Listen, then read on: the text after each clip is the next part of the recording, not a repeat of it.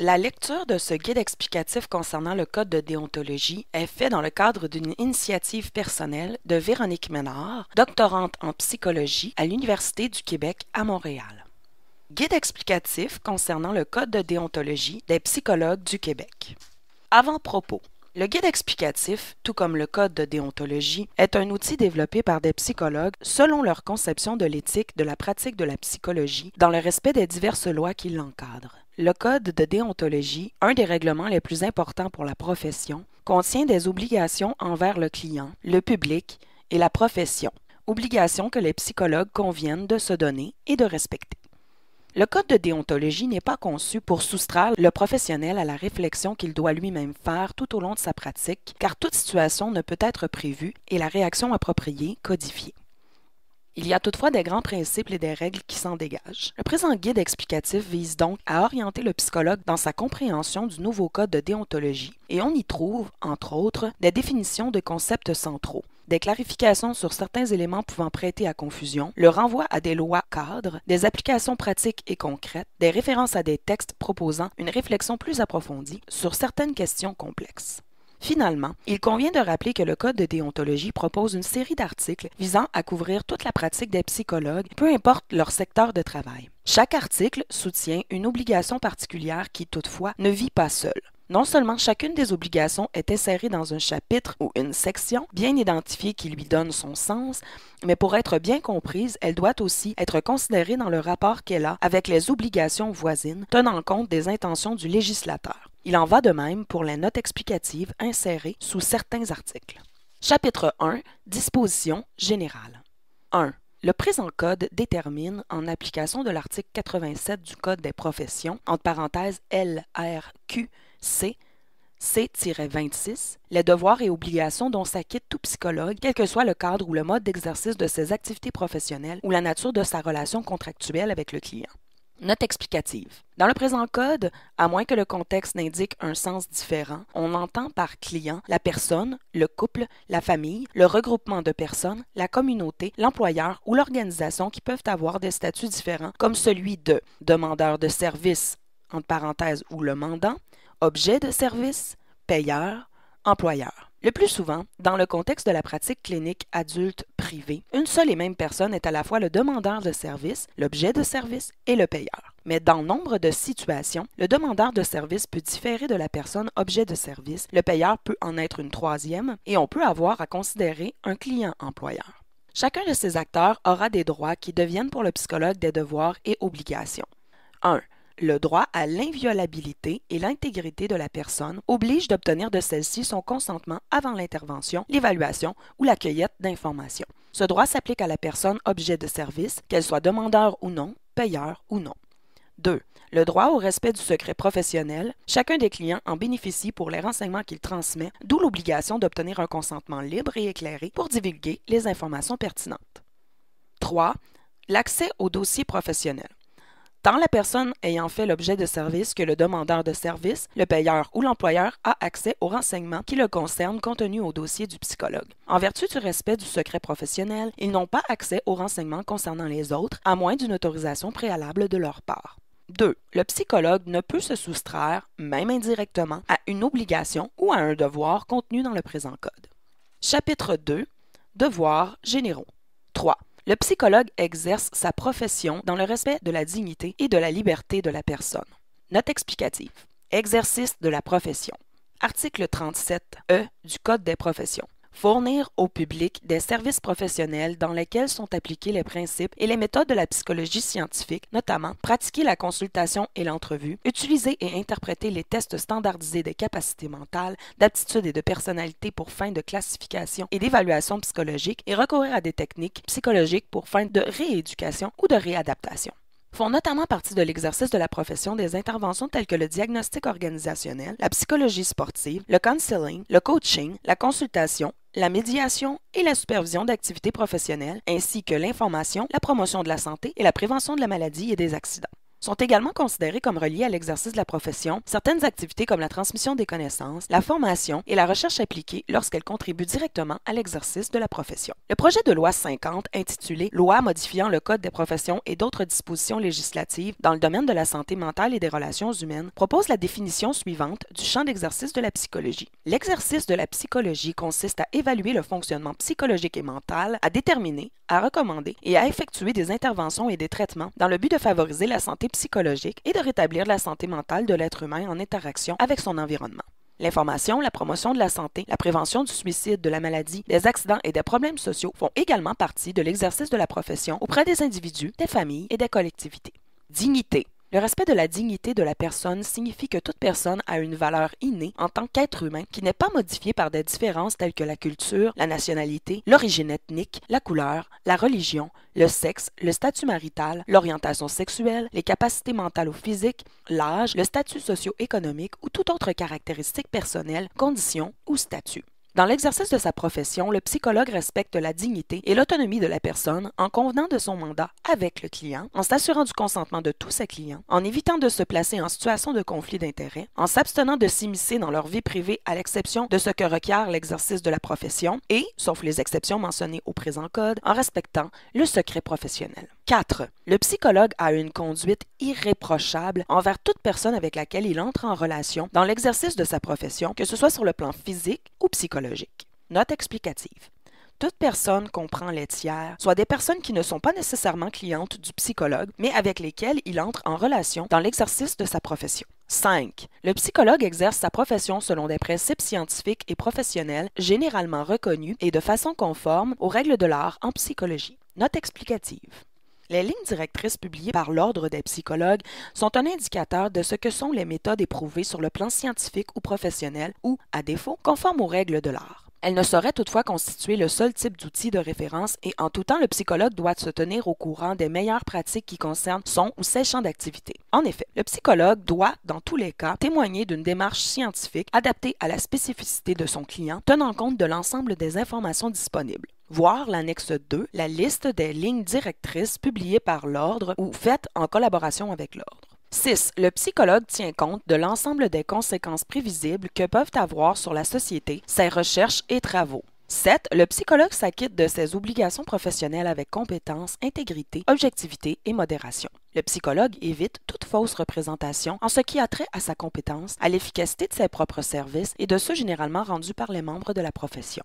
Note explicative. Obligations professionnelles. Le présent code détermine et explicite plusieurs de ces obligations professionnelles auxquelles est tenu le psychologue. Dans tous les cas, l'obligation du psychologue est une obligation de moyens. L'obligation de moyens est une obligation en vertu de laquelle une personne n'est pas tenue à un résultat précis, mais s'engage à mettre en œuvre tous les moyens disponibles pour y arriver, alors que l'obligation de résultat est une obligation en vertu de laquelle la personne est tenue à un résultat déterminé. Dans ce sens, la responsabilité dans l'exercice de la profession signifie que les services rendus par le psychologue visent à contribuer au bien-être du client, à favoriser son développement et son épanouissement, à préserver ou rétablir son équilibre psychologique ou son fonctionnement. Dans le contexte organisationnel, la responsabilité dans l'exercice de la profession signifie que les services rendus par le psychologue contribuent au développement de l'organisation. Celui-ci passe par le développement de ceux qui font partie de cette organisation et il est étroitement lié à un sain climat de travail. Compétences. Dans l'exercice de la profession, le psychologue assume sa responsabilité en développant et maintenant à jour sa compétence et en reconnaissant l'influence que des éléments comme les valeurs, les attitudes, les expériences et le contexte social peuvent avoir sur ses interventions en ne s'adonnant sans supervision ou préparation adéquate qu'à des activités pour lesquelles il est compétent, en recourant à des méthodes généralement reconnues au plan scientifique ou professionnel ou, à défaut, conforme aux règles de l'art, en évitant d'établir des relations ambiguës ou conflictuelles avec son client et en ne recourant à aucune intervention ou procédé qui risque de causer préjudice au client. Le psychologue maintient sa compétence professionnelle en se tenant informé du développement des connaissances professionnelles et scientifiques reliées à sa pratique, notamment par la lecture de la documentation pertinente, par la consultation de ses pairs ou par la participation à des activités de formation continue. Lorsque dans une situation d'urgence, le psychologue intervient dans un domaine pour lequel il n'a pas développé la compétence requise et dans un contexte où les services ne seraient pas autrement disponibles, il peut intervenir au meilleur de sa connaissance et avec le soutien professionnel disponible pour éviter que le client ne reçoive aucune aide. Il cesse son intervention dès qu'il n'y a plus d'urgence ou que les services appropriés sont disponibles. Intégrité. Le psychologue s'assure de démontrer l'intégrité essentielle au maintien de la confiance du client dans ses interventions et de celle du public envers la discipline et la profession, notamment en respectant ses engagements, en évitant les conflits d'intérêts, en faisant preuve d'honnêteté dans la présentation de ses qualifications et services et en adoptant une démarche professionnelle en ce qui a trait à sa rémunération. Le psychologue fait aussi preuve d'intégrité envers le client en décrivant ses qualifications, sa formation, sa compétence et celle de ses associés ou des personnes sous sa supervision. 8. Le psychologue, dans l'exercice de sa profession, engage sa responsabilité civile personnelle. Il ne peut l'éluder ou tenter de l'éluder, ni requérir d'un client ou d'une personne une renonciation à ses recours en cas de faute professionnelle de sa part. Il ne peut non plus invoquer la responsabilité de la société au sein de laquelle il exerce ses activités professionnelles, ni celle d'une autre personne qui y exerce aussi ses activités, pour exclure ou limiter sa responsabilité civile personnelle. Note explicative. La responsabilité civile personnelle prend sa source dans le Code civil du Québec, notamment à l'article 1457 qui précise les devoirs et réparations qu'une personne doit assumer lorsqu'un tort a été causé à autrui. La responsabilité dont il est question dans cet article du Code civil est la responsabilité professionnelle du psychologue, soit celle qu'il engage dans l'exercice de sa profession. Aussi, l'obligation de prendre une assurance responsabilité professionnelle, condition permettant d'être membre de l'ordre, est liée à cette disposition du Code civil et du Code de déontologie et a pour but de garantir une protection en cas de préjudice causé à autrui dans l'exercice de la profession. 9. Le psychologue prend les moyens raisonnables pour que toute personne qui collabore avec lui dans l'exercice de sa profession, ainsi que toute société au sein de laquelle il exerce sa profession, respecte le Code des professions et ses règlements d'application, notamment le présent Code. Note explicative. Prendre les moyens raisonnables ne signifie pas, par exemple, que le psychologue doive enseigner à ses employés le contenu des lois et règlements régissant l'exercice de sa profession. Cependant, il pourrait notamment leur faire signer un serment de discrétion, leur faire connaître les grands principes à respecter et les actions qui en découlent et qui leur incombent. Il pourrait également aviser les gestionnaires de ses obligations déontologiques. Chapitre 3. Devoirs et obligations envers le client. Section 1. Consentement.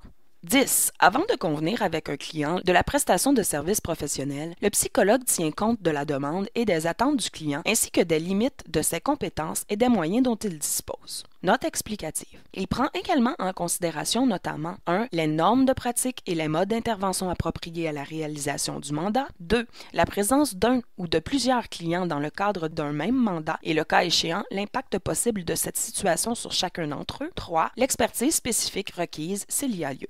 Par ailleurs, il est entendu que le psychologue peut s'engager dans une pratique pour laquelle il ne détient pas encore toutes les compétences dans la mesure où sa formation le prépare à développer ses compétences et qu'il s'engage dans un contexte d'apprentissage tel que le client n'en subira aucun préjudice. 11. Avant d'entreprendre la prestation de services professionnels, le psychologue obtient, sauf urgence, le consentement libre et éclairé de son client, de son représentant ou des parents s'il s'agit d'un enfant âgé de moins de 14 ans, en communiquant notamment les renseignements suivants. 1. Le but, la nature, la pertinence et les principales modalités de la prestation des services professionnels, ses avantages et inconvénients ainsi que son alternative, les limites et les responsabilités mutuelles des parties incluant, s'il y a lieu, l'entente sur le montant des honoraires et les modalités de paiement. 2. Le choix de refuser les services professionnels offerts ou de cesser à tout moment de recevoir les services professionnels. 3. Les règles sur la confidentialité ainsi que ses limites, de même que les modalités liées à la transmission de renseignements confidentiels reliés à l'intervention. La communication de ces renseignements est adaptée au contexte de la prestation des services professionnels. Note explicative. Formulaire de consentement. Lorsque la loi l'exige, que le client le désire, que l'intérêt du client le requiert ou que le psychologue le juge approprié, le psychologue utilise un formulaire de consentement spécifiant les divers aspects du consentement ou reconnaissant que ces aspects ont été expliqués et compris. Dans ce cas, le client et le psychologue signent conjointement le formulaire et le psychologue le joint au dossier. Autrement, le psychologue en fait rapport dans le dossier. Mineur, moins de 14 ans.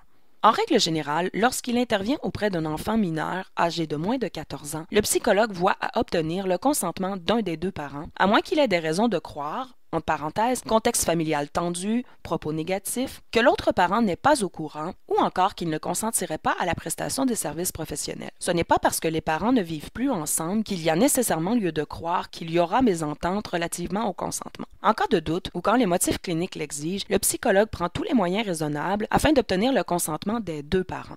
Dans les cas où il y a désaccord entre les deux parents, il appartient au tribunal de trancher. Par ailleurs, dans les cas où l'absence de service risque de causer un préjudice à l'enfant, le psychologue donne la priorité à l'enfant, ce qui inclut lui rendre les services sans le consentement des parents ou de l'un d'eux, tant que la situation d'urgence le justifie. En cas de séparation des parents, même si la garde de l'enfant a été confiée à l'un d'eux, l'autre conserve son autorité parentale. Il va de soi que l'autorité parentale du parent non gardien s'exerce de façon plus limitée puisque c'est le parent gardien qui prendra, bien souvent, les décisions quotidiennes. Par ailleurs, ce n'est pas parce qu'un enfant est sous la responsabilité de la DPJ que les parents sont déchus de leur autorité.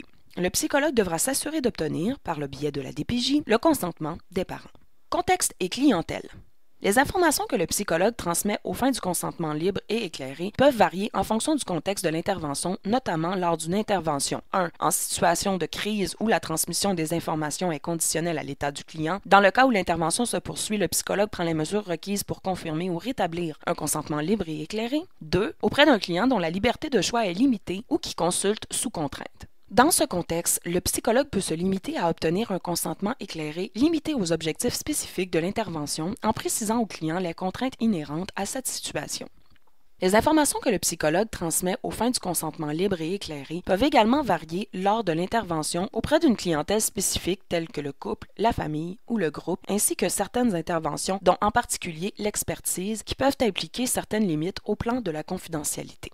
Lors d'interventions auprès d'organisations ou de communautés ou lorsque des services sont rendus à la demande d'un mandant, le psychologue précise clairement à toutes les personnes impliquées la nature des rapports multiples qui sont ainsi créés. Cette information comprend, notamment, les objectifs du service, l'usage qui sera fait de l'information recueillie et les limites de la confidentialité inhérentes à cette situation. La confidentialité, lors d'une enquête organisationnelle, consiste à ne pas révéler les sources d'informations, entre parenthèses, par exemple, qui a dit quoi, mais de rapporter les éléments significatifs résultant de l'enquête. Dans le contexte organisationnel, le psychologue élabore une offre de service qui contient généralement les éléments suivants: la compréhension du mandat et les objectifs visés, la démarche à effectuer pour atteindre les objectifs, les honoraires s'il y a lieu et l'échéancier. La question de la confidentialité est abordée et le rôle de chacun des intervenants est convenu. Cette entente est généralement signée par les deux parties avant le début du mandat. 12. Le psychologue prend les mesures raisonnables et nécessaires, y compris lorsque l'urgence a pris fin, pour s'assurer qu'un consentement est libre et éclairé en vérifiant si le client a bien compris les renseignements communiqués. Note explicative. Le psychologue reconnaît que le consentement est un processus qui s'inscrit dans le contexte d'une relation professionnelle et il prend les mesures raisonnables et nécessaires pour s'assurer qu'un tel consentement soit libre et éclairé en utilisant un langage accessible à son client, selon son âge, sa maturité ou son niveau de développement et en vérifiant si le client a bien compris les informations transmises. Par ailleurs, selon le contexte, le consentement peut se faire par étapes ou de façon progressive.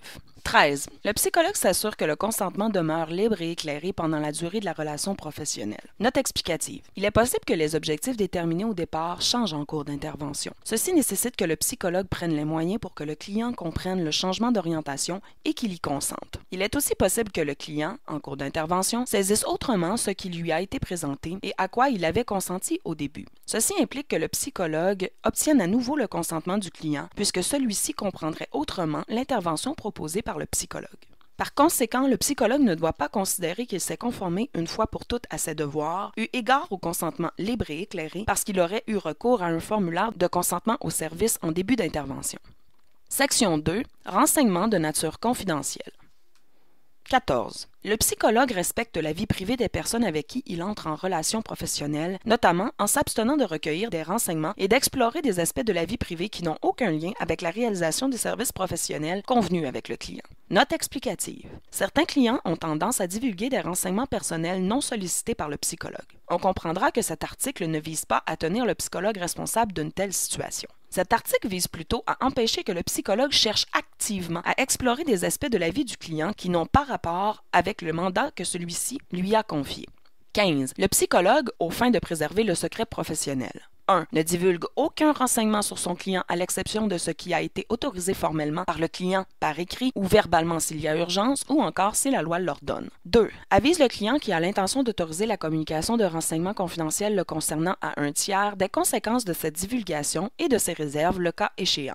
3. Ne révèle pas qu'un client fait ou a fait appel à ses services professionnels ou qu'il a l'intention d'y recourir.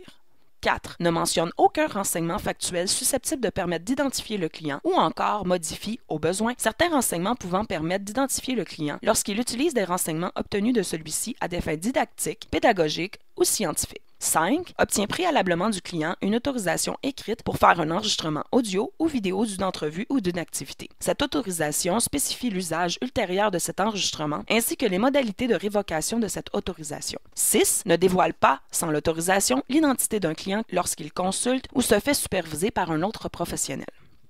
Note explicative. En ce qui concerne le paragraphe 1, bien qu'il soit édicté que la loi doit l'ordonner, entre parenthèses par exemple signalement en vertu de la LPJ, il faut prendre en considération le fait qu'une loi peut également l'autoriser par une disposition expresse, entre parenthèses explicite, et que cette autorisation est suffisante pour qu'un professionnel puisse lever le secret professionnel. Par exemple, le Code de la sécurité routière est assorti d'une obligation discrétionnaire, entre parenthèses jugement professionnel, pour le psychologue de signaler à la SAAQ l'état de santé d'un client qu'il juge inapte à conduire. Dans une telle situation, il est recommandé au psychologue de donner son opinion au client quant au risque qu'il représente s'il conduit. Cependant, si le psychologue a des raisons de croire que son client ne respectera pas l'interdiction de conduire et qu'il présente un risque sérieux pour la sécurité publique, il peut en informer la SAAQ. Toujours en ce qui concerne le paragraphe 1, l'article 10 du règlement sur la tenue des dossiers et des cabinets de consultation des psychologues prévoit que le psychologue ne peut transmettre de renseignements à un tiers que 15 jours après la date de signature par le client d'un consentement à cet effet. Ainsi, le client peut, à l'intérieur de ce délai, révoquer son consentement. Il est important de noter que ce délai de 15 jours ne s'applique pas au psychologue à l'emploi d'un établissement régi par la loi sur les services de santé et les services sociaux, entre parenthèses LSSSS, tel que le stipule l'article 12 du règlement sur la tenue des dossiers et des cabinets de consultation des psychologues. Par ailleurs, en cas d'urgence, le client peut renoncer à ce délai. Dans certaines circonstances, l'urgence pourra avoir été telle que le psychologue ait été même dans l'impossibilité d'obtenir préalablement à la transmission d'informations le consentement écrit de son client. Cet article reconnaît qu'une telle situation d'urgence puisse exister et que la transmission doive se faire tout de même. Cependant, une fois l'urgence passée, le psychologue devra s'assurer d'obtenir de son client un consentement écrit qu'il consignera au dossier. Dans le contexte organisationnel, les documents promotionnels peuvent faire mention des entreprises qui ont été desservies. Pareils documents peuvent également faire état des interventions qui y ont été réalisées, si le client y consent par écrit et que cette divulgation d'informations ne lui est pas préjudiciable.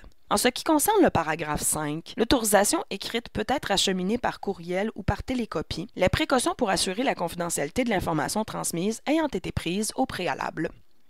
16. Lorsque le psychologue exerce sa profession auprès d'un couple ou d'une famille, il sauvegarde le droit au secret professionnel de chaque membre du couple ou de la famille. Note explicative. Une confidence faite au psychologue par une personne, en l'absence des autres participants, ne peut être rapportée ou accessible aux autres qu'avec le consentement de cette personne. Préserver le secret professionnel signifie également que le psychologue ne peut témoigner ou divulguer de l'information sans le consentement du client, celui-ci étant dans ce contexte le couple ou la famille. 17. Lorsque le psychologue exerce sa profession auprès d'un groupe, il informe les membres du groupe de la possibilité que soit révélé un aspect quelconque de la vie privée de l'un ou l'autre d'entre eux ou d'un tiers. Il engage les membres du groupe à respecter le caractère confidentiel des renseignements sur la vie privée de l'un ou l'autre d'entre eux ou d'un tiers.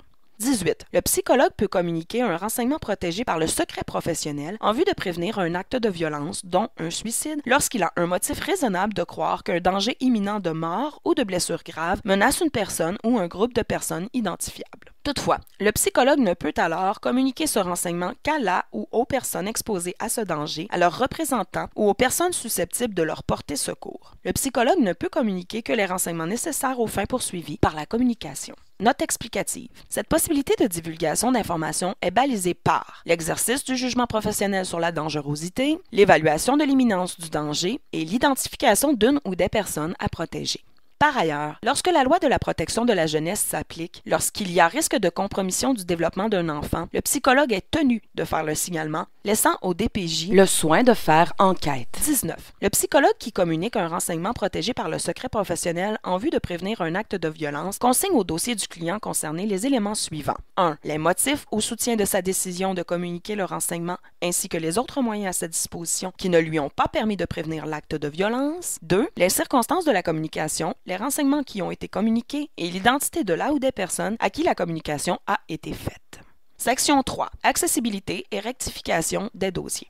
20. Le psychologue permet, avec diligence et au plus tard dans les 30 jours de la réception d'une demande écrite à ce sujet, à son client ou à toute personne qui dispose de l'autorisation de ce dernier, de prendre connaissance ou d'obtenir copie des documents qui le concernent dans tout dossier constitué à son sujet. Le psychologue peut exiger du client des frais raisonnables, n'excédant pas le coût de la reproduction ou de la transcription de ces documents et le coût de la transmission d'une copie de ceux-ci. Le psychologue qui entend exiger de tels frais informe le client du montant approximatif qu'il sera appelé à débourser avant de procéder à la reproduction, à la transcription ou à la transmission de ces renseignements. Toutefois, le psychologue peut refuser momentanément l'accès à un renseignement contenu au dossier du client lorsque sa divulgation entraînerait un préjudice grave pour la santé du client. Dans ce cas, le psychologue l'informe des motifs de son refus, les inscrit au dossier et l'informe de ses recours. Le psychologue doit refuser de donner communication à un client d'un renseignement personnel le concernant lorsque sa divulgation révélerait vraisemblablement un renseignement personnel sur un tiers ou l'existence d'un tel renseignement et que cette divulgation serait susceptible de nuire sérieusement à ce tiers, à moins que ce dernier ne consente à sa communication ou qu'il ne s'agisse d'un cas d'urgence mettant en danger la vie, la santé ou la sécurité de la personne concernée. Note explicative. Cette disposition découle d'une obligation prévue à la Loi sur la protection des renseignements personnels dans le secteur privé, entre parenthèses article 40, qui, rappelons-le, s'applique aux professionnels. Les deux derniers paragraphes portent sur les limites de l'accès par le client à des informations le concernant selon certaines circonstances. Il est ainsi prévu que le psychologue puisse refuser momentanément au client l'accès à une information le concernant, et ce, seulement s'il y a anticipation d'un préjudice grave pour la santé de ce dernier. Il n'est plus ici question de motifs justes et raisonnables pour refuser l'accès. Comme ce refus ne peut être que limité dans le temps et que la règle est que le client a un droit d'accès et le refus en est l'exception, il est dans l'intérêt de ce dernier que le psychologue évite de verser dans un dossier toute donnée brute qui n'a pas fait l'objet d'un traitement ou toute information non vérifiée susceptible de porter préjudice au client, comme le prévoit l'article 5 du règlement sur la tenue des dossiers et des cabinets de consultation des psychologues. De plus, il doit faire en sorte que ces rapports soient accessibles, compréhensibles et acceptables tout en reflétant bien la réalité. À noter que le diagnostic psychologique n'est ni une donnée brute non interprétée, ni une information non vérifiée et qu'il devra donc être inscrit au dossier. Toutefois, si sa divulgation risque d'entraîner un préjudice grave pour la santé du client, le psychologue pourra refuser de le divulguer. Lorsque le psychologue veut refuser l'accès à un renseignement contenu au dossier, il retire l'information préjudiciable de la copie remise au client. En ce qui a trait à l'information obtenue d'un tiers et consignée au dossier du client, le psychologue a, cette fois, l'obligation de refuser au client l'accès à celle-ci si cet accès est susceptible de nuire sérieusement au tiers. En ce qui concerne les recours du client qui se voit refuser l'accès à de l'information le concernant, il lui est possible de s'adresser au bureau du syndic de l'ordre ou encore d'adresser une plainte à la commission d'accès à l'information. Dans un autre ordre d'idées, si l'un des membres de la famille ou du couple demande à avoir copie du dossier, il faudra d'abord obtenir le consentement de tous les participants du couple ou de la famille. Si certains renseignements ont été divulgués au psychologue par un participant en l'absence des autres, le psychologue prendra soin d'épurer ces informations avant que le dossier soit remis. 21. Le psychologue permet, avec diligence et au plus tard dans les 30 jours de la réception d'une demande écrite à ce sujet, à son client ou à toute personne qui dispose de l'autorisation de ce dernier de faire corriger ou supprimer des renseignements inexacts, incomplets, équivoques, périmés ou non justifiés dans tout document qui le concerne ou de formuler des commentaires écrits au dossier. Le psychologue transmet au client, sans frais, une copie du document ou de la partie du document dûment daté qui a été déposé au dossier et qui permet au client de constater que les renseignements y ont été corrigés ou supprimés, ou selon le cas, une attestation suivant laquelle les commentaires écrits que le client a formulés ont été versés au dossier. Le psychologue qui refuse d'acquiescer à une demande de correction ou de suppression de renseignements dans tout document qui concerne le client l'informe des motifs de son refus, les inscrit au dossier et l'informe de ses recours. Note explicative. Le fait que le client, par exemple, ne soit pas en accord avec le diagnostic psychologique posé par le psychologue n'implique pas que ce dernier doive le corriger ou le supprimer. En pareille circonstance, le psychologue doit justifier son refus d'acquiescer à la demande de son client et en faire mention dans le dossier. En ce qui concerne les recours du client qui se voit refuser une demande de correction ou de suppression de renseignements dans tout document qui le concerne, il lui est possible de s'adresser au bureau du syndic de l'ordre ou encore d'adresser une plainte à la commission d'accès à l'information. 22. Le psychologue donne suite, avec diligence, à toute demande écrite faite par un client dont l'objet est de reprendre possession d'un document que le client lui a confié. Section 4. Conflit d'intérêts et indépendance professionnelle. 23. Le psychologue subordonne son intérêt personnel ou, le cas échéant, celui de son employeur ou de ses collègues de travail à l'intérêt de ses clients. Note explicative. Dans une situation où on imposerait au psychologue d'appliquer un traitement précis à un client, le psychologue doit exercer son jugement sur la pertinence de ce traitement, tenant compte des caractéristiques propres de ce client.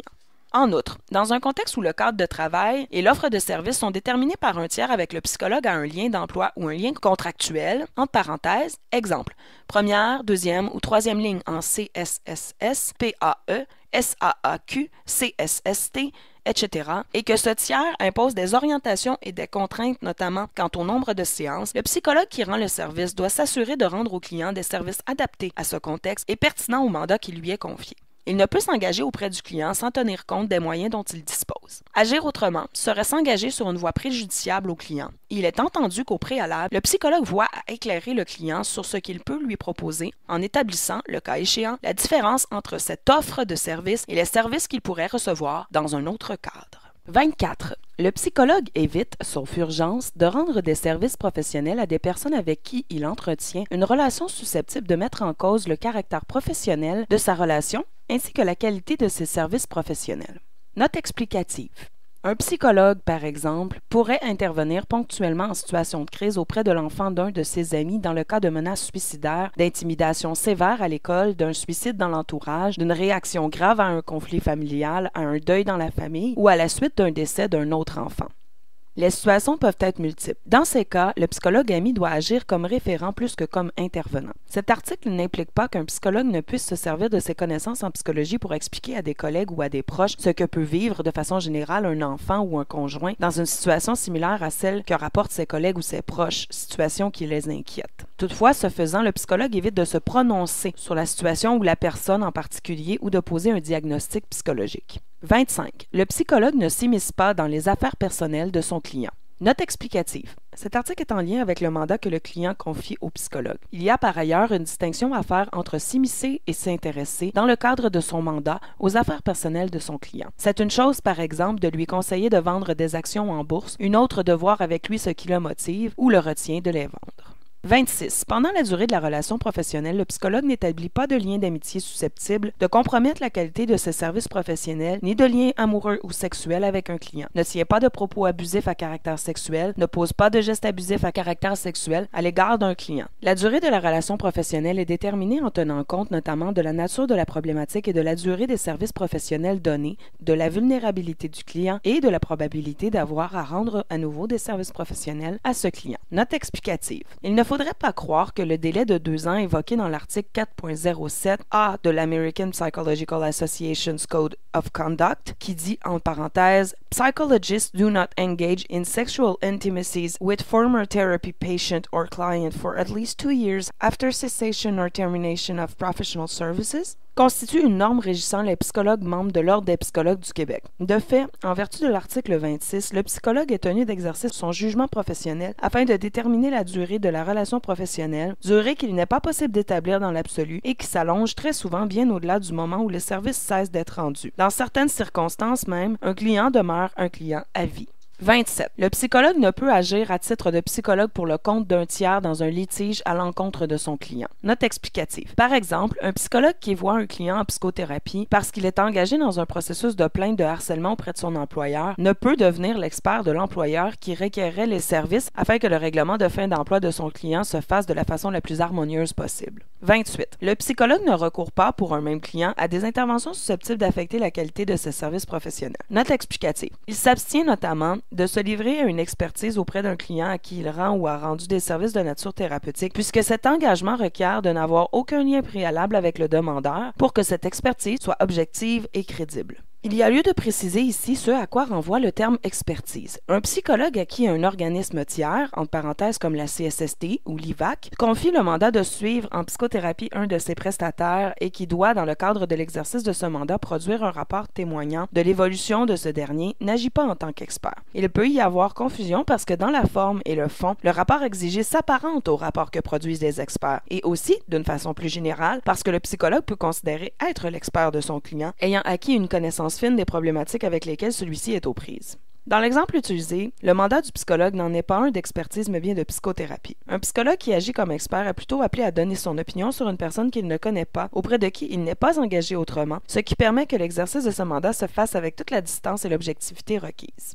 29. Le psychologue agissant comme expert ne peut devenir le psychologue traitant d'une personne ayant fait l'objet de son expertise à moins qu'il n'y ait une demande expresse de cette personne à ce sujet et qu'il n'ait obtenu une autorisation des personnes concernées par ce changement de rôle, le cas échéant. Note explicative. Si le psychologue expert devient le psychologue traitant aux conditions ici stipulées, il ne pourra ensuite accepter à nouveau pour ce même client un mandat d'expert. 30. Le psychologue ne se sert pas de sa relation professionnelle établie avec un client à des faits personnels, politiques ou commerciaux.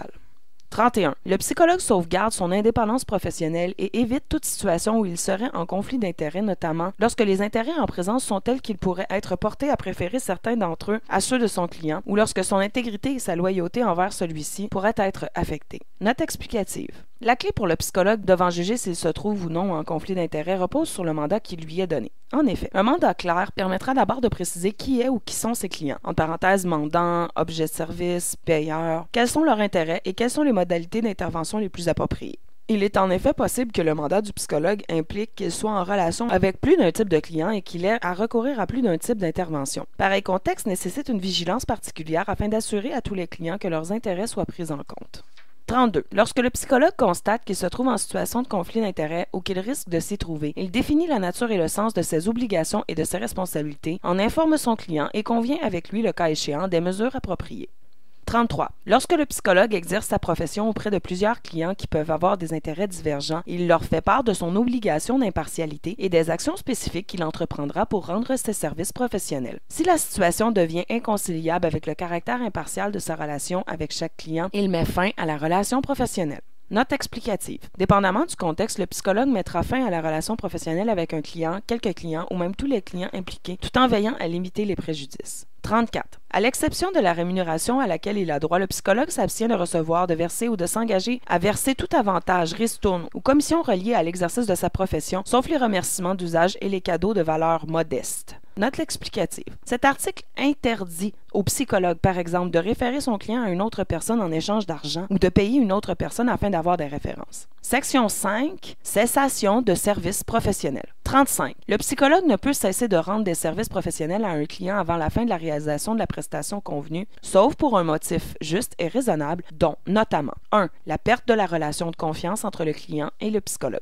2. L'incapacité pour le client de tirer avantage des services professionnels offerts par le psychologue. 3. Le risque que le maintien des services professionnels puisse, au jugement du psychologue, devenir plus dommageable que bénéfique pour le client. 4. L'impossibilité pour le psychologue de maintenir une relation professionnelle avec le client, notamment en raison d'une situation de conflit d'intérêts. 5. L'incitation par le client à l'accomplissement d'actes illégaux, injustes, frauduleux ou qui vont à l'encontre des dispositions du présent code. 6. Le non-respect par le client des conditions convenues et l'impossibilité de convenir avec ce dernier d'une entente raisonnable pour les rétablir, y incluant les honoraires. 7. La décision du psychologue de réduire sa pratique ou d'y mettre fin pour des raisons personnelles ou professionnelles. Note explicative. Les motifs qui sont ici énumérés autorisent mais n'obligent pas le psychologue à mettre fin au service professionnel.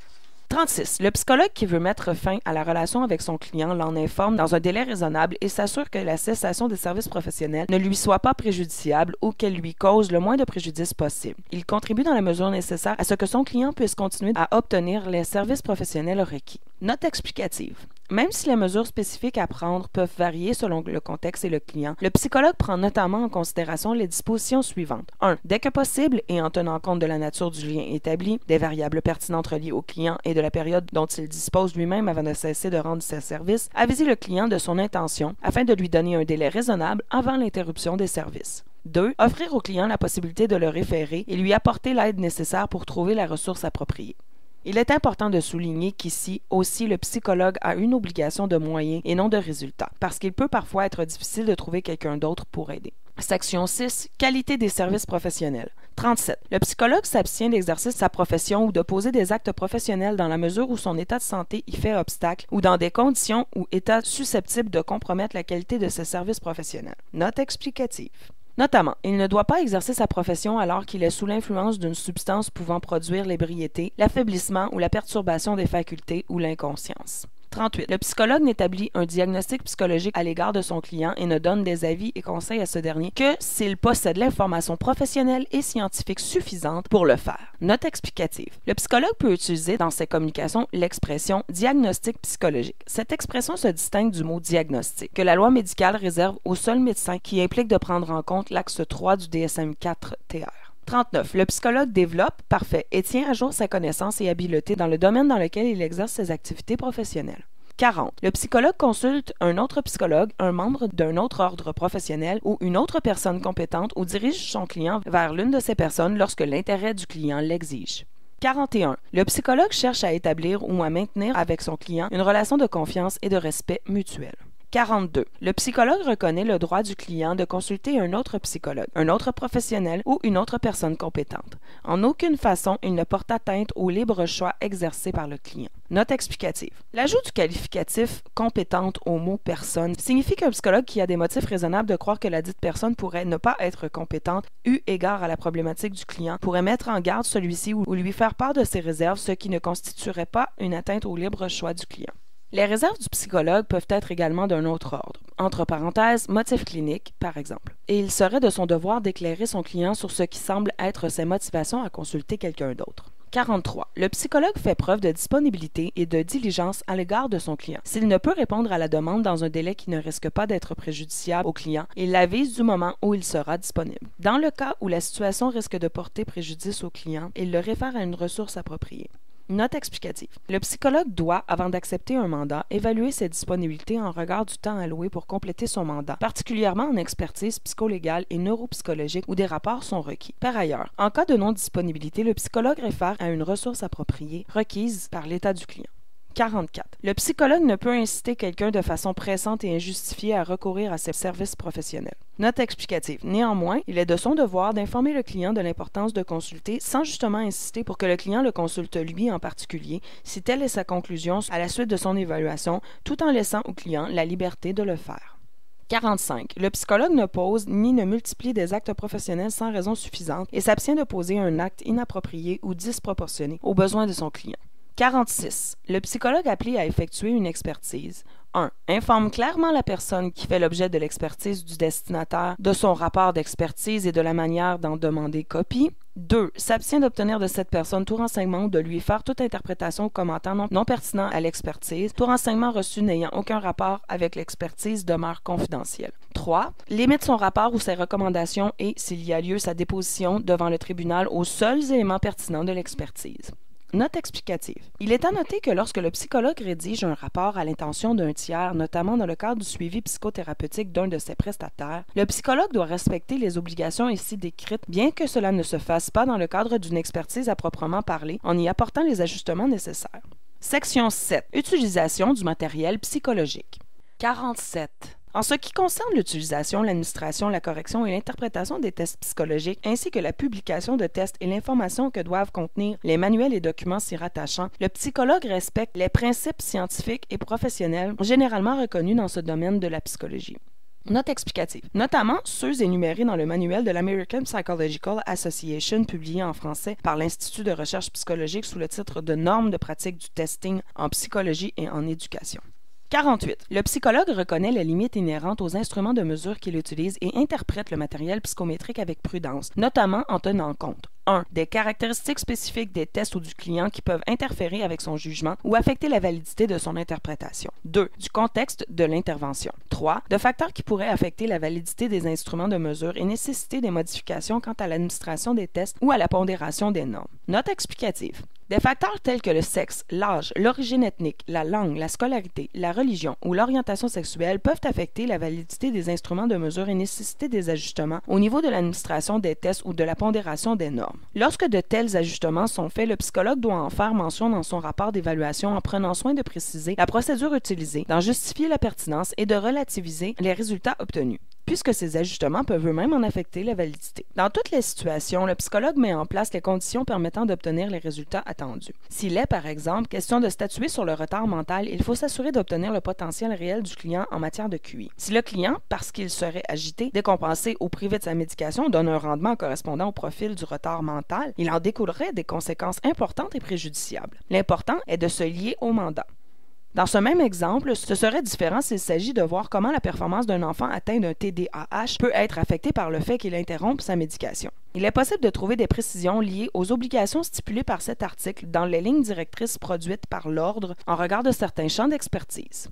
49. Le psychologue ne remet pas à autrui, sauf à un autre psychologue, les données brutes et non interprétées reliées à une évaluation ou inhérentes à une consultation psychologique. Note explicative. Les données brutes regroupent tout le matériel recueilli au cours d'entrevues d'évaluation ou dans le cadre de la psychothérapie, en parenthèse, ce qui inclut évidemment le verbatim, les observations directes et ce qui provient de l'administration des tests psychométriques. Elles comprennent également les annotations, les hypothèses émises par le psychologue et les pistes à explorer. Les données interprétées sont essentiellement les renseignements qui ont fait l'objet d'une analyse, d'une explication, d'une appréciation ou d'une validation par le psychologue. Cette interprétation peut être d'ordre statistique ou clinique. Dans ce dernier cas, elle découle d'une convergence d'indices tirés des entrevues, des observations provenant des résultats psychométriques et des autres données. En ce qui concerne le QI chiffré, il s'agit de l'un des scores qui n'est pas conçu pour être présenté tel quel au client ni transmis à des tiers qui ne possèdent pas les compétences pour les interpréter. Si le QI est présenté dans un rapport, il doit toujours être accompagné de l'analyse, l'explication, l'appréciation ou la validation dont il fait l'objet. 50. Le psychologue prend les moyens nécessaires afin de ne pas compromettre la valeur méthodologique et métrologique d'un test et, à cet effet, il ne remet pas le protocole au client ou à un tiers qui n'est pas psychologue. Note explicative. Les protocoles de test, entre parenthèses, questionnaires, données signalétiques sur le client, feuilles-réponses, feuilles de correction, verbatim en réponse à diverses questions posées dans le test, etc., ne peuvent être remis qu'à un autre psychologue avec l'autorisation écrite du client. Il est toutefois possible de rencontrer le client pour lui montrer les résultats des tests qui lui ont été administrés et, le cas échéant, lui donner les explications en vue de lui permettre de comprendre ce qui s'en dégage. 51. Dans tout rapport psychologique, écrit ou verbal, le psychologue s'en tient à son interprétation du matériel psychologique et aux conclusions qu'il en tire. Note explicative. Le psychologue doit limiter son rapport ou ses recommandations aux seuls éléments pertinents à son mandat en s'assurant de bien répondre aux questions qui auraient pu lui être adressées et en rédigeant de façon à ce que toutes les personnes susceptibles de le lire puissent bien comprendre. Section 8. Honoraires et autres frais. 52. Le psychologue demande et accepte des honoraires justes et raisonnables, justifiés par les circonstances et les coûts de réalisation des services professionnels rendus. Pour la fixation des honoraires, il tient compte notamment 1. De son expérience et de ses compétences particulières. 2. Du temps consacré à la prestation des services professionnels convenus. 3. De la difficulté ou de l'importance des services professionnels. 4. De la prestation de services professionnels inhabituels ou dispensés hors des conditions habituelles. 5. De la prestation de services professionnels exigeant une compétence ou une célérité exceptionnelle. 53. Le psychologue fournit à son client toutes les explications nécessaires à la compréhension de son relevé d'honoraires et les modalités de paiement de ceux-ci.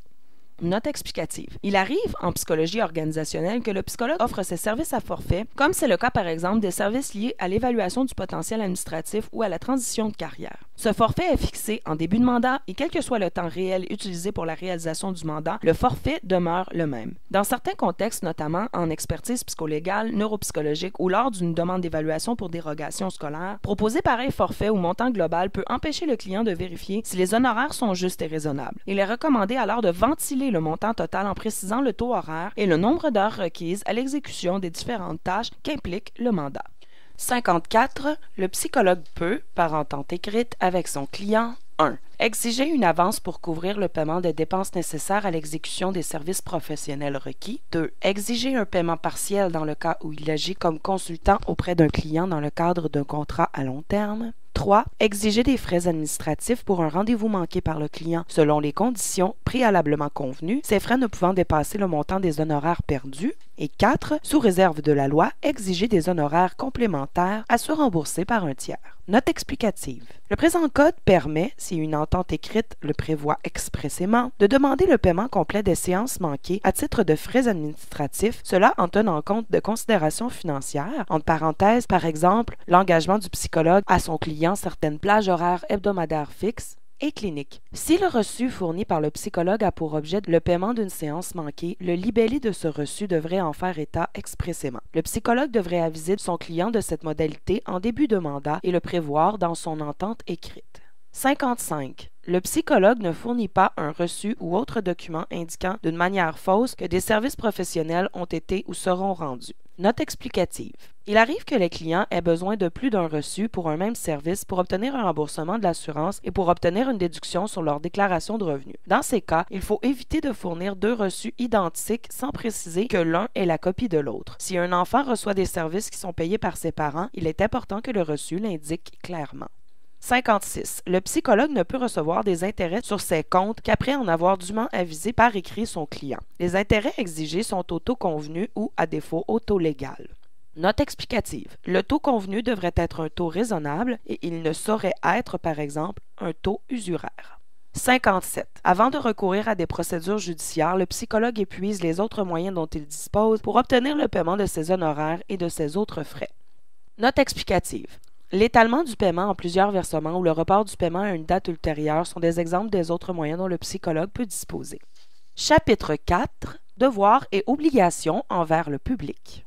58. Dans ses déclarations publiques traitant de psychologie, le psychologue évite le recours à l'exagération ainsi que toute affirmation revêtant un caractère purement sensationnel. 59. Le psychologue qui donne publiquement des renseignements sur les procédés et techniques psychologiques indique les restrictions, les limites et les contre-indications qui s'appliquent à l'usage de ces procédés et de ces techniques. 60. Le psychologue évite de discréditer sans fondement auprès du public les méthodes psychologiques usuelles ou nouvelles différentes de celles qu'il utilise dans l'exercice de sa profession quand celles-ci satisfont aux principes professionnels et scientifiques généralement reconnus en psychologie.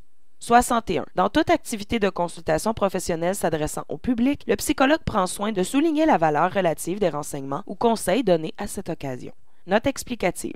La consultation professionnelle s'adressant au public réfère, par exemple, aux conférences, démonstrations publiques, articles de journaux, magazines, émissions de radio ou de télévision, textes ou messages adressés par courrier ou courriel. Chapitre 5. Devoirs et obligations envers la profession.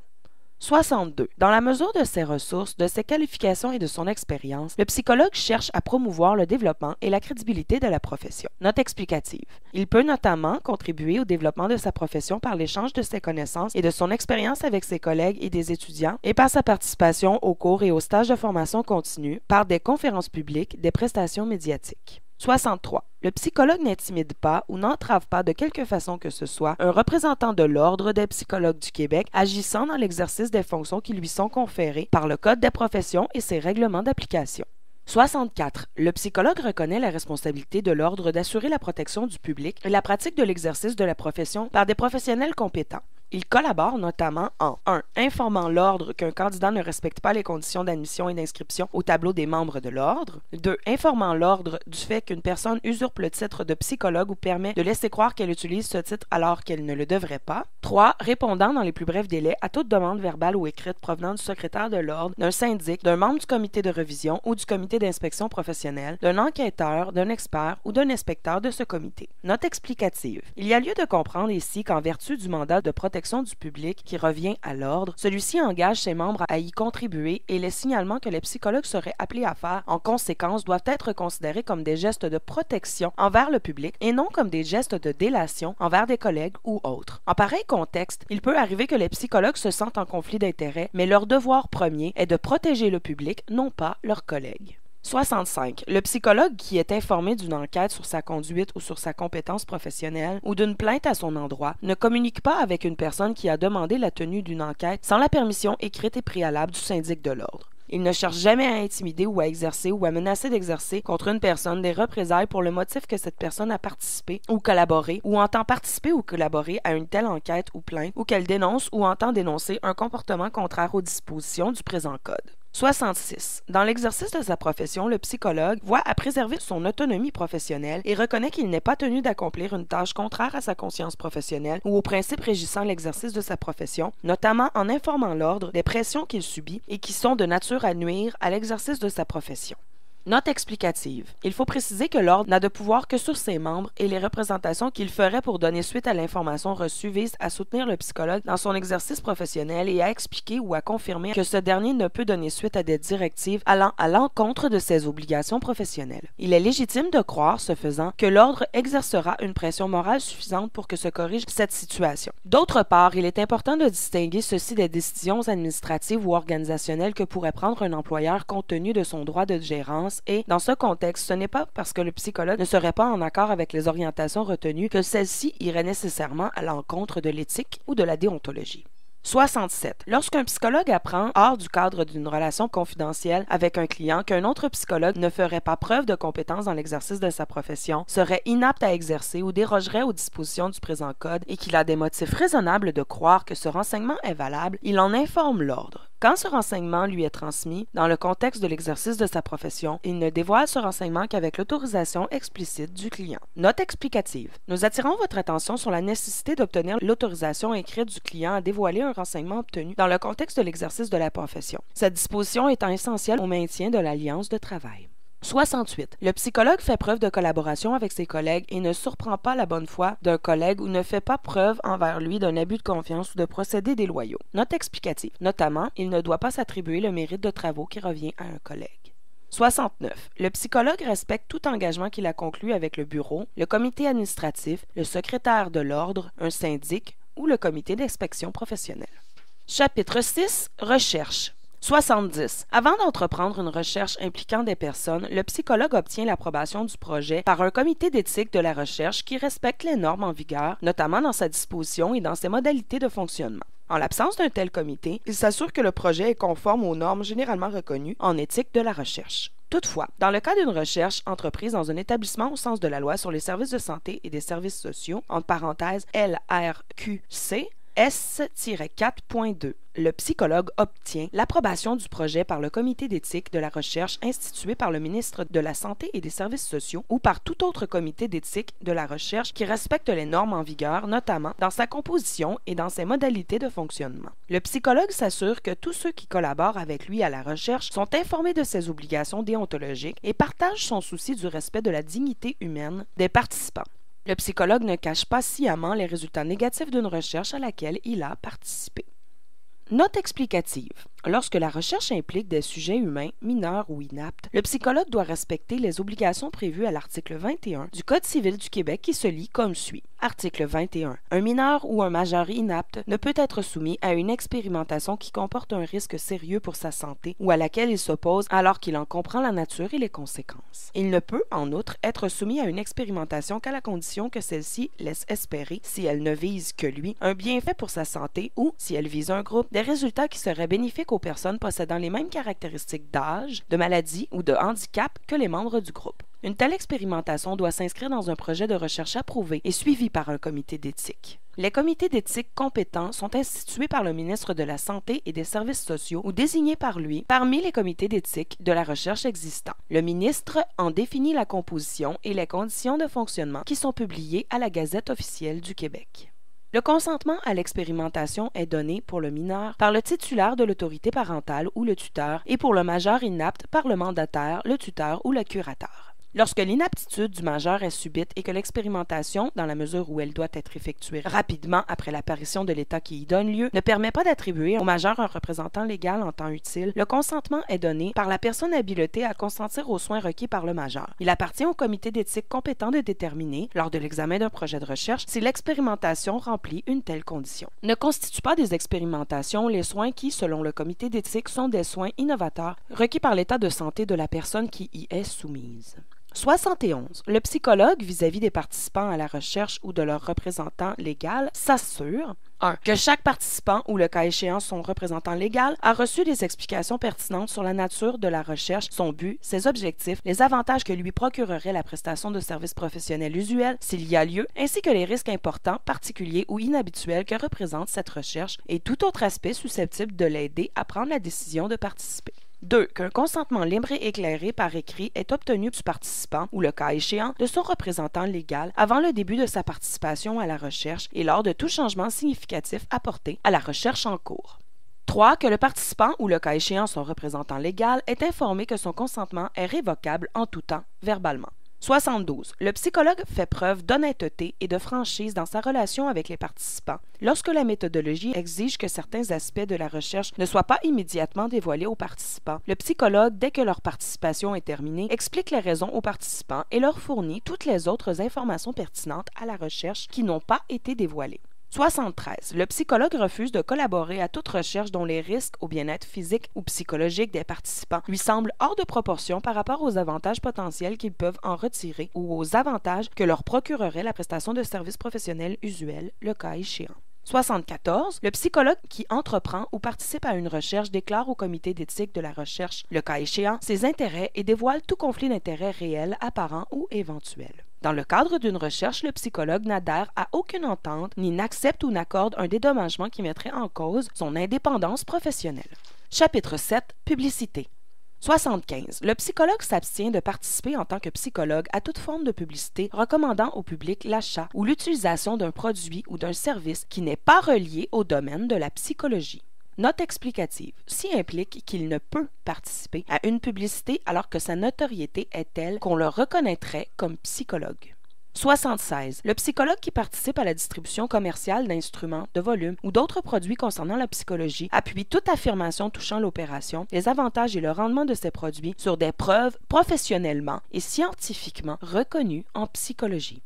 77. Le psychologue est en mesure de justifier les habiletés ou les qualités particulières qu'il s'attribue dans sa publicité, notamment quant à l'efficacité ou à l'étendue de ses services professionnels et de ceux généralement dispensés par les autres membres de sa profession ou quant à son niveau de compétence. 78. Le psychologue conserve une copie de toute publicité pendant une période de 3 ans suivant la date de la dernière diffusion ou publication. Sur demande, cette copie est remise à un syndic, à un membre du comité d'inspection professionnelle ou à un inspecteur ou un enquêteur de ce comité. Note explicative. Le psychologue a la possibilité de détruire le matériel publicitaire lorsque 3 ans se sont écoulés depuis la publication de la publicité. Ceci ne constitue pas une obligation cependant. Le psychologue est tenu, de plus, de conserver cette publicité au-delà de cette période de 3 ans si celle-ci fait l'objet d'une enquête. Chapitre 8. Utilisation du symbole graphique de l'ordre. 79. Lorsque le psychologue reproduit le symbole graphique de l'ordre à des fins de publicité, il s'assure que ce symbole est conforme à l'original qui est en la possession de l'ordre. 80. Lorsqu'il utilise le symbole graphique de l'ordre dans sa publicité, le psychologue ne donne pas à penser qu'il s'agit d'une publicité de l'ordre. 81. Le psychologue qui exerce ses activités professionnelles au sein d'une société veille à ce que toute utilisation du symbole graphique de l'ordre au sein de la société soit conforme aux articles 79 et 80. 82. Le psychologue veille à ce qu'une société au sein de laquelle il exerce ses activités professionnelles n'utilise le symbole graphique de l'ordre en relation avec la publicité ou le nom de la société que si tous les services fournis par ces sociétés sont des services professionnels de psychologue. Dans le cas d'une société au sein de laquelle sont fournis des services professionnels de psychologue et des services de personnes autres que des psychologues, le symbole graphique de l'ordre peut être utilisé en relation avec le nom de cette société ou dans la publicité de cette dernière à la condition que le symbole graphique identifiant chacun des ordres professionnels ou organismes auxquels appartiennent ces personnes soit également utilisé. Toutefois, le symbole graphique de l'ordre peut toujours être utilisé en relation avec le nom d'un psychologue. 83. Le présent règlement remplace le Code de déontologie des psychologues approuvé par le décret numéro 3048-82 du 21 décembre 1982 et remplacé par une décision du 18 février 1983 et le règlement sur la publicité des psychologues. Entre parenthèses, RRQ 1981, C-26 R 153. 84. Le présent règlement entre en vigueur le 90e jour qui suit la date de sa publication à la Gazette officielle du Québec. Annexe 1. Index des chroniques et des fiches déontologiques du bureau du syndic. Ces documents sont disponibles dans le site Internet de l'Ordre au www.ordrepsy.qc.ca/membre. Chronique de déontologie 1999. 1. Mars. La vulnérabilité professionnelle. 2. Mai. Conflit de rôle. 3. Juillet. Quand un client devient-il un ex-client? 4. Novembre. Classification des principes éthiques et déontologiques, une piste d'avenir. 2000. 5. Janvier. La nouvelle réalité sociale et le consentement du client. 6. Mars, le dossier du client dans les établissements publics. 7. Septembre, le psychologue, un professionnel à part entière. 8. Novembre, la psychothérapie à l'heure d'Internet. 2001. 9. Janvier, l'obligation de divulgation en cas de suicide appréhendé. 10. Mars, les enjeux éthiques et déontologiques des programmes d'aide aux employés. 11. Mai, l'importance des réseaux professionnels. 12. Septembre, la conciliation. 13. Novembre. Et si vous receviez une demande du coroner? 2002. 14. Janvier, nouveauté sur le plan législatif. 15. Mars, l'étendue des obligations envers le client. 16. Mai, problème d'attitude et de comportement chez le psychologue. 17. Septembre, intervention appropriée entourant la violence chez le client. 18. Novembre, l'intervention du psychologue au lieu de résidence du client. 2003. 19. Janvier, les pièges entourant l'exercice du jugement professionnel. 20. Mars, des conceptions similaires de l'éthique pour les psychologues américains et québécois. 21. Mai, le subpénat et le mandat de perquisition. 22. Novembre, la cessation temporaire ou permanente de l'exercice. 2004. 23. Janvier, les psychologues et les médias. 24. Mars, l'intervention auprès de groupes et de familles. 25. Mai, le psychologue et le diagnostic. 26. Septembre, les tests psychologiques et Internet. 27. Novembre, la publicité sur les services psychologiques. 2005. 28. Janvier, l'évaluation du risque de dangerosité en milieu carcéral. 29. Mars, l'infraction criminelle pendant une relation psychothérapeutique. 30. Mai, les enjeux déontologiques de la supervision. 31. Septembre, l'appréciation du consentement libre et éclairé lors d'une évaluation pour inaptitude. 32. Novembre, le psychologue est responsable des techniques qu'il utilise. 2006. 33. Janvier, la conclusion d'enquête. 34. Mars, le caractère dérogatoire de certains mandats. 35. Mai, refus de mandat et cessation de service. 36. Septembre, la loi sur le protecteur des usagers en matière de santé et des services sociaux et la confidentialité du dossier du psychologue. 37. Novembre, les honoraires du psychologue témoin à la cour. 2007. 38. Janvier, nouvelle approche de gestion des dossiers dans les établissements publics. Implication de la loi 83 sur la loi des services de santé et les services sociaux. 39. Mars, les honoraires dus aux psychologues. 40. Mai, le signalement concernant la conduite professionnelle d'un collègue. 41. Septembre, résumé d'évolution et témoignages au tribunal. Fiche déontologique. 2000. 1. Janvier, la formule de consentement. 2. Mai, recommandations concernant le témoignage en cours.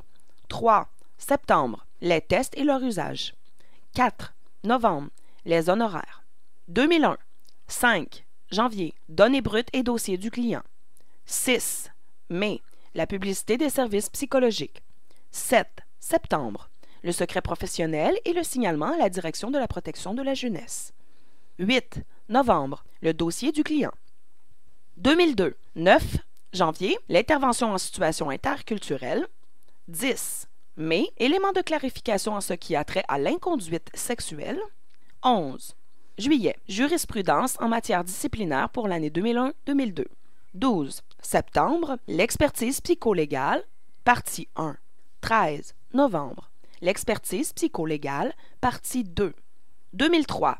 14. Janvier, la pratique des psychologues en centre jeunesse. 15. Juin, la pratique des psychologues en milieu scolaire, partie 1. 16. Juillet, jurisprudence en matière disciplinaire pour l'année 2002-2003 et nature des conciliations réalisées. 17. Septembre, la pratique des psychologues en milieu scolaire, partie 2. 18 novembre, le rapport psychologique. 2004. 19 janvier, les cabinets de consultation en privé et dans les organismes publics. Partie 1. 20 mai, les cabinets de consultation en privé et dans les organismes publics. Partie 2. 21 juillet, décision en matière disciplinaire pour l'année 2003-2004 et nature des conciliations réalisées. 22 septembre, le client. 23 novembre, la pratique des psychologues du travail et des organisations. 2005. 24 janvier, le conflit de rôle et le conflit d'intérêt, partie 1. 25 mai, le conflit de rôle et le conflit d'intérêt, partie 2.